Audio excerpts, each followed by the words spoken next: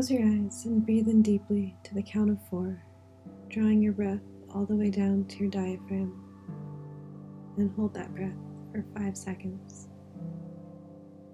Then release the breath slowly for about 7 seconds, feeling yourself relax completely as you do. Do this a few times.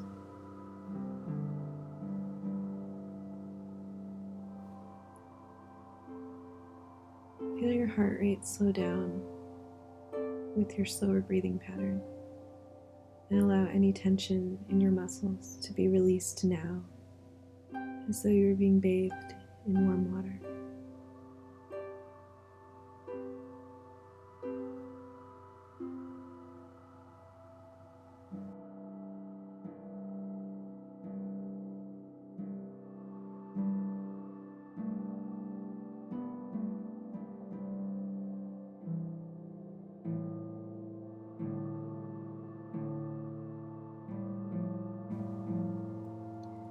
This science fiction horror story, inspired by the world of The Long Rain by Ray Bradbury, takes place on an alien world consumed by rainfall that is more rich and more ceaseless than the rains of Earth.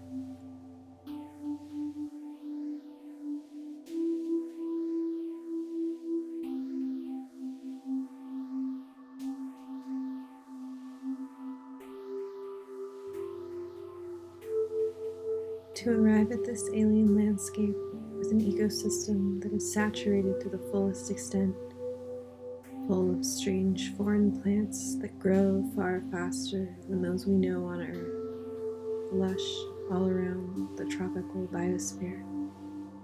First, allow your breathing to resume its normal pattern, and imagine now that you are lying in darkness. Let your mind's inner eye open up the vistas of the imagination to this faraway place of dream and story. Allow yourself to become completely comfortable, letting yourself be transported to a distant land beyond many star systems which you have been sent to explore.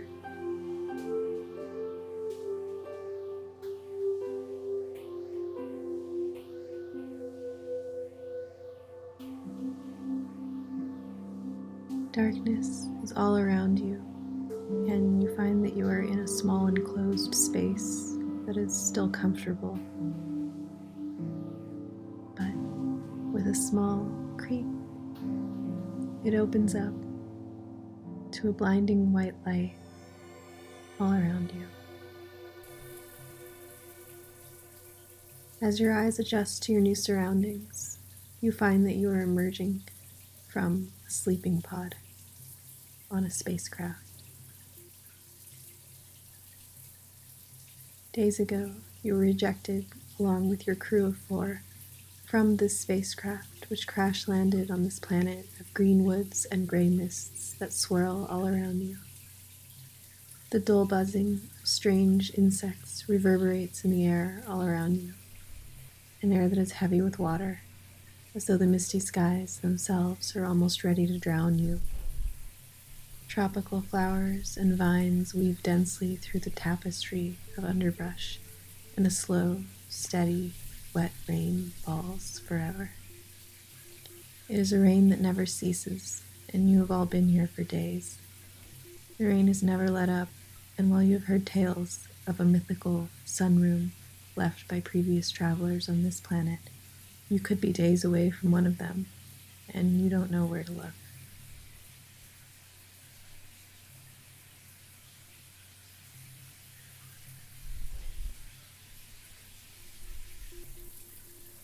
Your crewmate tries to start up the spacecraft once again, as he has tried for days, but the engines aren't firing, perhaps waterlogged by this endless downpour.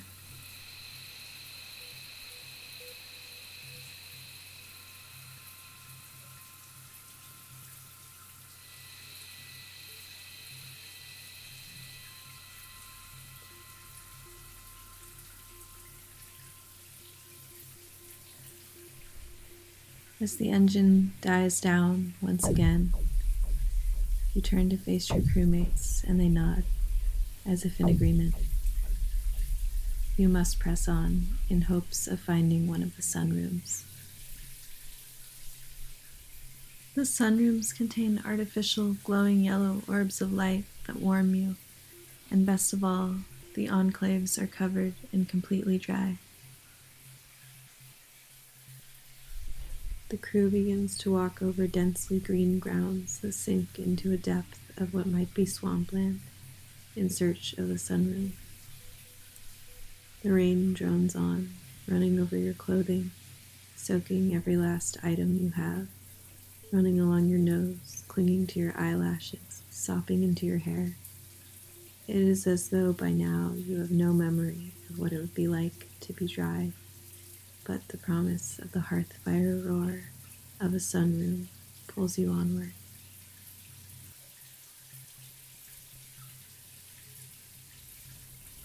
You hear strange emanations from the trees, and they seem to shimmer as though something will emerge.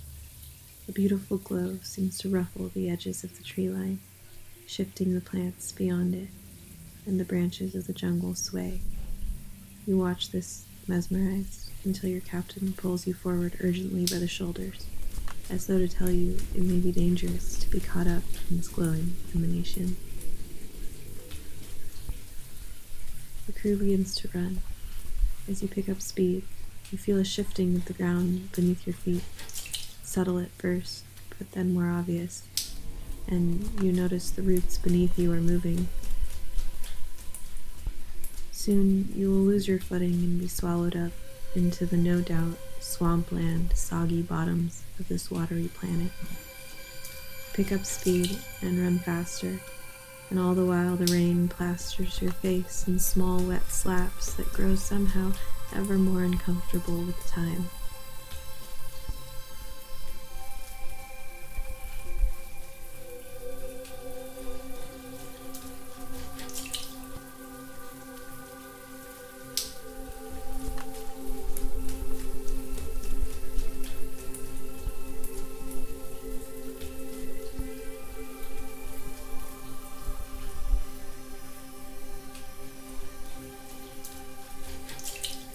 The pilot of your ship cries out in delight, for she sees the structure of a building in the distance. Gasping for joy, you all race toward it, knowing that such a man-made structure could only be one of the sunrooms left by past travelers.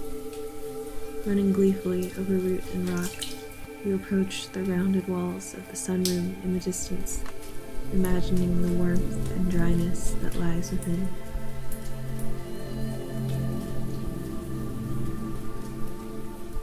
As you run, you begin to suspect something is wrong.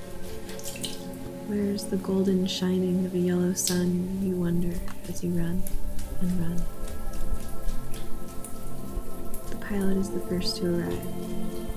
She turns towards you from the doorway of the sunroom with a look of defeat in her eyes. As you draw closer, you see why. The windows of the sunroom are broken, the hum of the power to this place dead. There is no functioning sun in this room.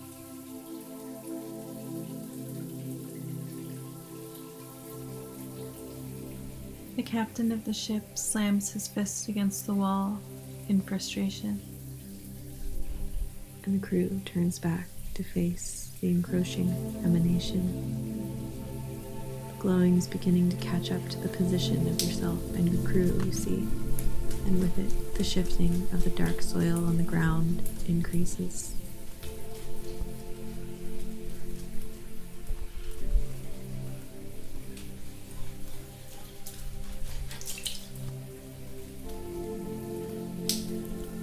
You take off running again, but you have lost time. Now the strange shifting of the ground and the shining have almost reached your position. There's no use running, you realize, as the roots swell beneath you. You will soon be swallowed up here, and with each step, you are growing more tired. With each footfall, the grip on the wet and slippery ground falters more. You observe your crewmate in front of you stumble, and as he does, he begins to fall. The pilot of the starship reaches out her hand and pulls him up swiftly, steadying him and dragging him forward, and they continue on. The captain beckons you faster, and you continue to run over the ground, but you have grown tired and weary, and the glowing emanation is only catching up, and the heavy rainfall never stops. It is as though its slick cold drains you of your energy. You can feel your skin growing wrinkled beneath your soaked-through clothes, and see small, mocking waterfalls in front of your vision as they slide off your helmet that does little to keep your head and your face dry.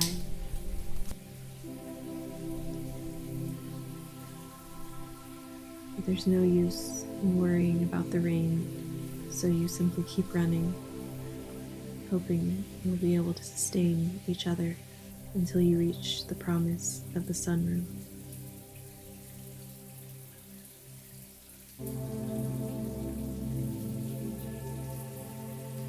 At last, the glowing emanation catches up to you, reaching all around you, and you find that you are surrounded by a light that shimmers in various soft colors like a fractal rainbow.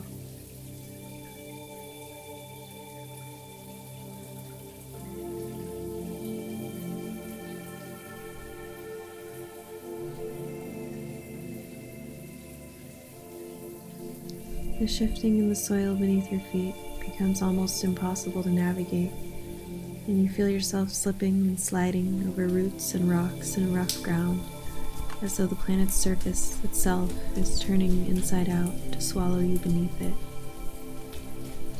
You go as fast as you can, picking over the sliding, sloping landscape, but you know you can't go on like this for long without being swallowed up by whatever lies beneath.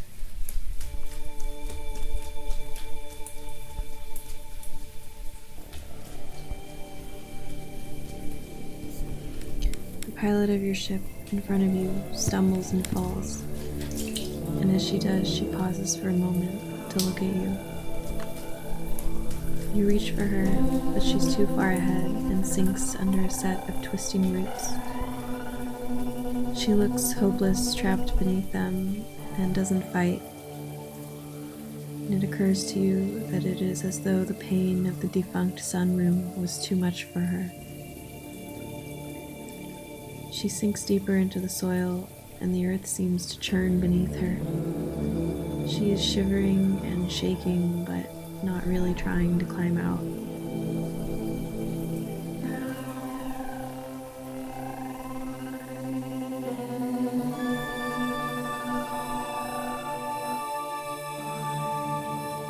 To your horror, she shudders as though caught in the grip of some strange affliction, and lets her mouth hang open and her eyes glaze over.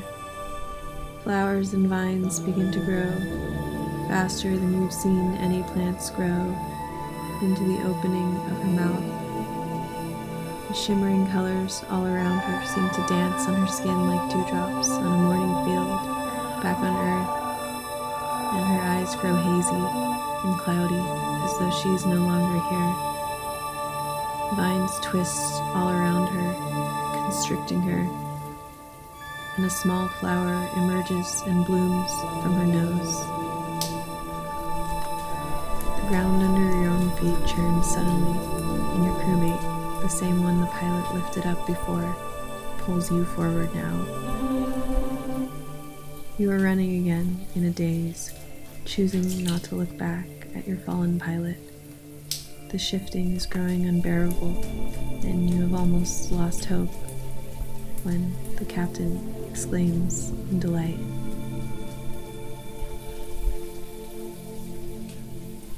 Looking up, you see that one of the tree trunks ahead of you is not a tree at all, but the round and lacquered wooden pillar of a support system for a rope bridge. There is a little ladder of steel rungs cut into the side of it, leading up to the swaying bridge above. You begin to ascend, and as you do, the ground behind where you walked keeps churning, swallowing up rocks and roots and the fallen pilot. Shaking with cold and fear, you turn to face forward and focus on making it to the top of the rope bridge. going rung by rung up this rounded ladderway. When you reach the swaying heights above, you can see that from up here you are on a man-made structure, one previous travelers left behind. The captain tells the crew that the wood of these bridges has been coated with an agent that prevents it from being swallowed up in the soil, and it is quite steady. The ropes are made from the vines of the native plants here, and the structure is quite stable. You pick your way along its swaying heights, passing over the churning ground and beneath the canopy of the trees. All the while, the rain continues to fall, relentlessly, unceasing, and you remember the look of dejection in the eyes of the pilot as she was swallowed by the watery depths, as if to say she had given up, that she had lost hope of ever finding her way out of this interminable downpour. Still, the slick water runs down your own face, flowing slightly into your mouth with each breath of misty air, saturated to the point of near vapor. The shimmering continues to glow around you, moving the trees as though they are shifting the mighty after a long slumber. And you realize these trees are evolved to be able to withstand this strange churning. Their roots simply pick up and leave, and the flowers and the vines move like alien snakes, and all the while the fractal rainbow light shifts the ground beneath the pillars, and the ropes of the bridge sway to and fro as you stumble along it, gripping the vines on the sides of the bridge.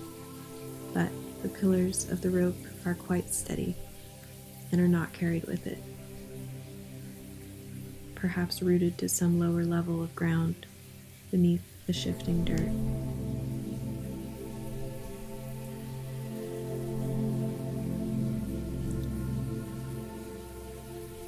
Suddenly, you see a glowing up ahead, like the sun rising on earth, a white, warm light.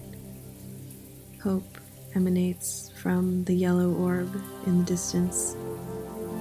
The crew see it at the same time, and they cry out in delight as you all run toward it. The artificial light in this sunroom is undoubtedly working, emanating its warmth up ahead. You sprint toward it in glee, relieved that you will finally be free of this tropical downpour.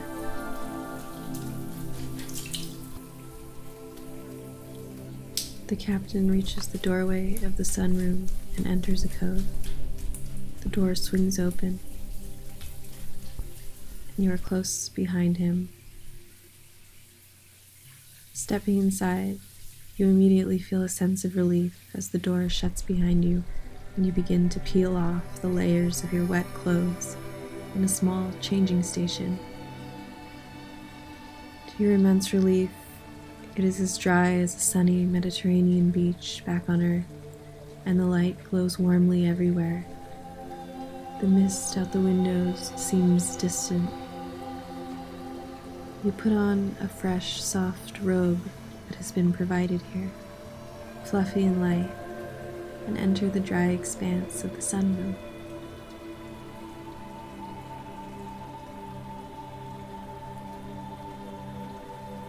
Your crewmates smile and wave from their own fluffy robes, sinking onto comfortable and dry wicker chairs, brewing a warm tea that they offer you. You may join them in drinking it, or perhaps explore the spiraling stairwell that winds its way up the sides of the round enclave, or perhaps gaze out the windows at the strange shifting of the tropical dreamscape in the swirling gray mists beyond. And here, you are perfectly dry and safe.